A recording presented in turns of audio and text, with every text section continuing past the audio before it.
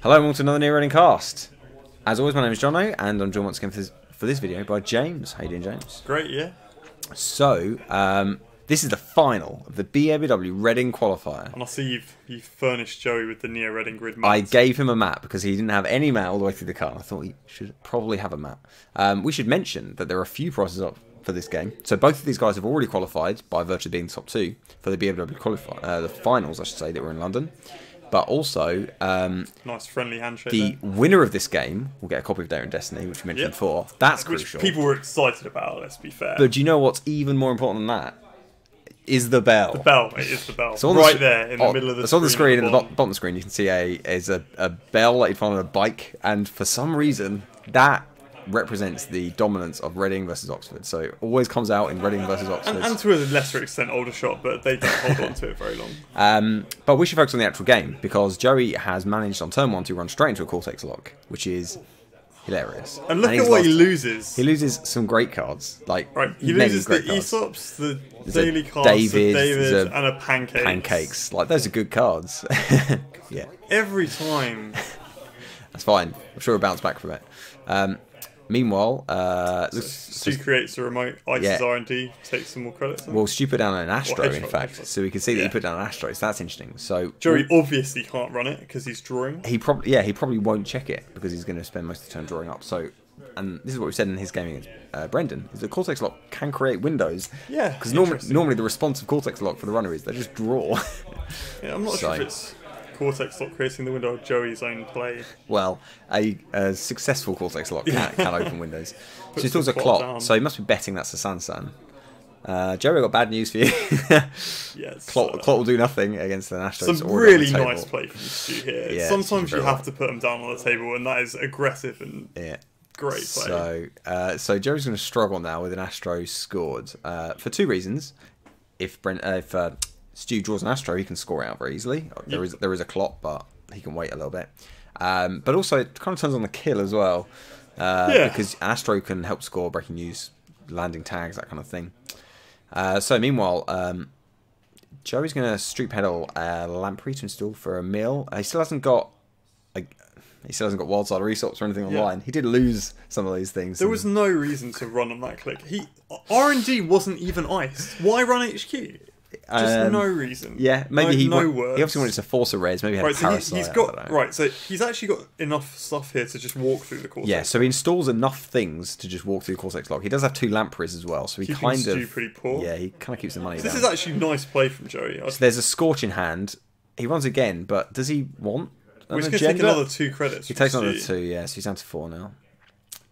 So he's also got a traffic accident. Right, so the kill is on. So if he's got a breaking news, right, that's it. Because he can install breaking news and how many cards has Joey got? He's 2. He's only got he's got like 2 or 3. Like, oh, and there's breaking news that he just dropped off the deck. So he's gonna have a bit of think.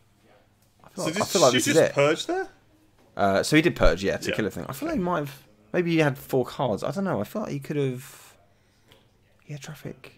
No, I think he might have been able to do it that turn, right? If Joey had less than 4 cards, then he could have installed advanced. Scored with Astro token. It was the Clot. He couldn't score breaking news with the Clot. Sure. Okay, so he had to purge to kill the Clot, but Joey's days are numbered. Deservedly so after that terrible opening.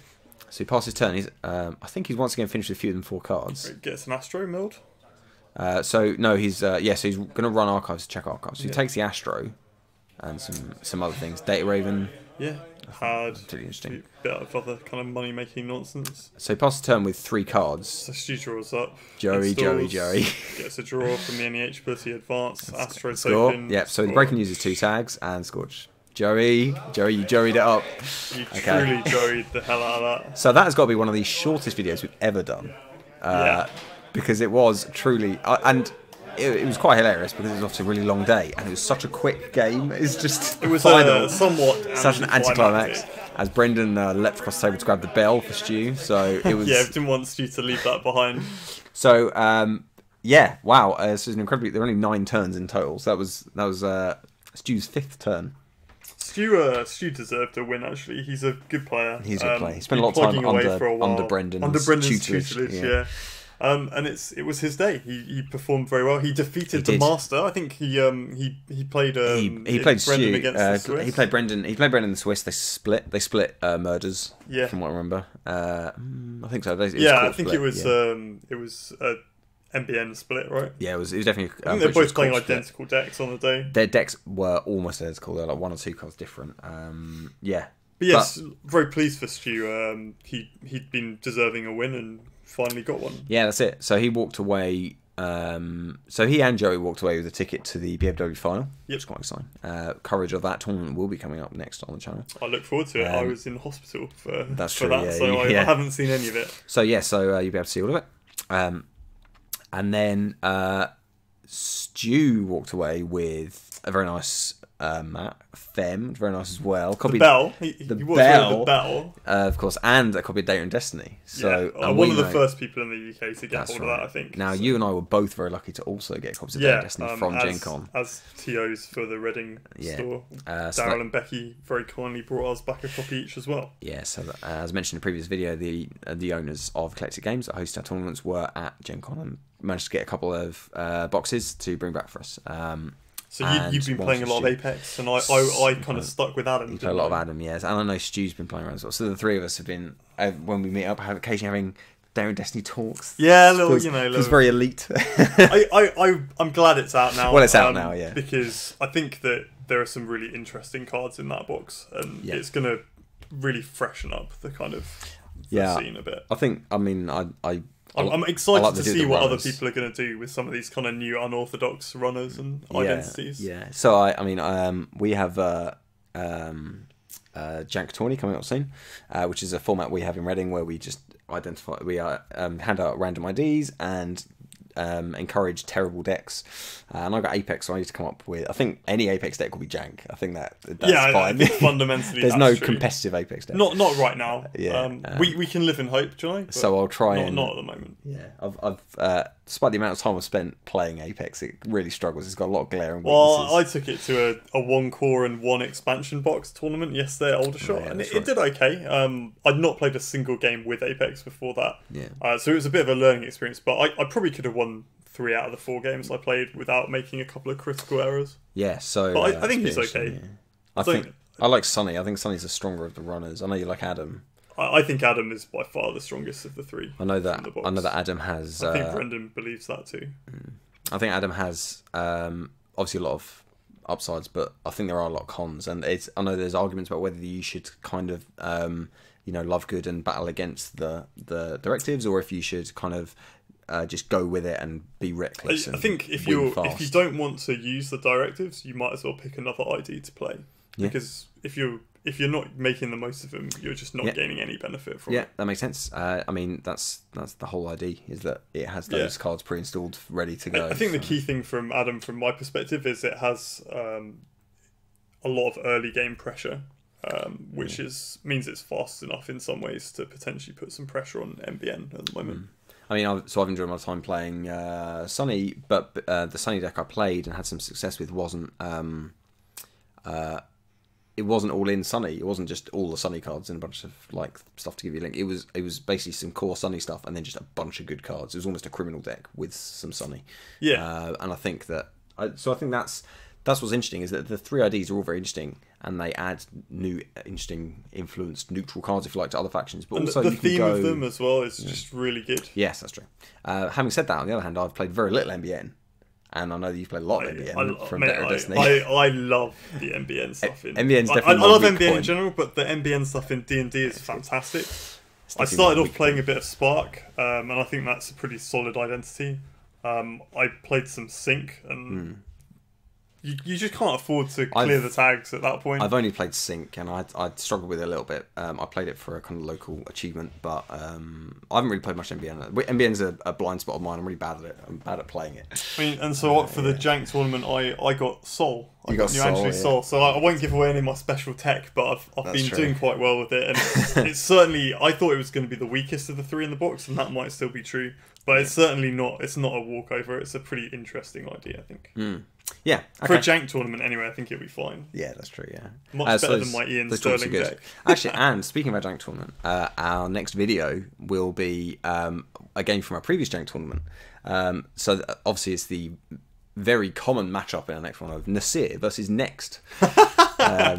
So you get something interesting rather than Kate versus RP or Kate versus NBN or Noise versus So that's NEH. it. I mean, I don't want to blame all of the people I filmed for having incredibly boring decks, but I very rarely have a reason to add new card assets to my portfolio. I can normally reuse many of the same cards because all the decks are basically the same. But the Jank tournament was really interesting because there are loads of people are deliberately picking weird cards. There are loads of cards that you never normally see. The last one we went to was pretty much all chameleons because there were loads of shapers and all the shapers. Yeah, I won that with a chameleon. Yeah, and I took chameleons as well, and all the shapers were like, "Oh, we need shaper and Jank. I guess that's chameleon." So there were a lot. Anyway, it's very interesting. So that You're just that's creating extra work for yourself there, John. Basically, organising the tournament actually, and then those tournaments were really fun to play in and to run and to watch, spectate walking around. And they were very popular as well. It was the second biggest tournament we've had in Reading, I think. Behind this behind BABW, the BABW leg. Yeah. So people love Jank, and we love to offer Jank. Yeah, that's it. Yeah, it's good.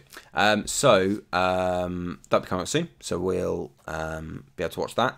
In the meantime, after that, there'll be work done on the BABW finals. So that was a invite-only event, took place in London, which was very interesting. And how many was it? I think it was 32. It must have been 32 of the best players across the UK and Ireland came along to fight for a ticket to Worlds. Actually, we had a very good Worlds contingent, a very large one go.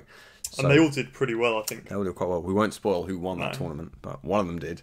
So, yeah. So, there's nothing else for me to say, except that if you want to see any more of our videos, you can do so at the website, nearreadinggrid.co.uk. You can also find us on Twitter and Facebook by typing Near Reading Grid into those things. If you like the videos and like what we do, then all contributions would be appreciated on our Patreon campaign page, which you can see a link to. All contributions go back into the channels and make videos better, help improve the cycle. It's we're growing quite interesting ways. So thank you to all our viewers for that. So it's probably worth just mentioning. We've talked a little bit about the Jank tournament, but the next one's coming up on the 5th of December. So this video won't go out after that. Okay, I think so I won't do ignore an advert for it. Ignore it. There was, I'm sure, a great tournament at the beginning of December for a Jank tournament, our Jank tournament that we did. But we'll probably do another one because the first one's really popular. The second one looks like it'll also be popular. So. And why wouldn't it be? Yeah. Okay, so thank you, James, for helping me out with this video. You're very welcome, John. I think we've padded it out well enough. Thank you to make up for Joey's appalling start. Yep. Thank you for watching. In fact, you've probably got time to watch it again, and we'll see you next time.